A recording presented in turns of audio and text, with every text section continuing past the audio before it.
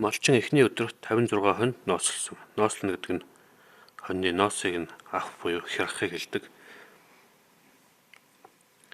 За эхний өдөр 56 хонь ноосолсон. Энэ нь 2 дахь өдрийнхоос 20-оор их байсан.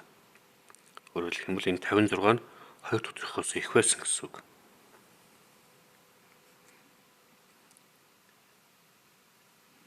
За энд гарч иж байгаа зөрөө нь 20 ах нь. Тэгвэл 2 дахь өдөр ноосолсон хоньны тоог олохын тулд мэдээж хэрэг 56-аас 20-ыг хасаад 36 гэж гарч ирнэ. Тэгэхээр 2 дахь өдөр ноосолсон хоньны тов л 36 ах нь. За тэгээ бодлогын асуулт бол 2 өдөрт нийтдээ хэдэн хонь ноосолсон бэ гэхлээр эхний өдрийн 56 дээрээ 2 дахь өдрийнхөө 36-г нэмнэ гэсэн үг.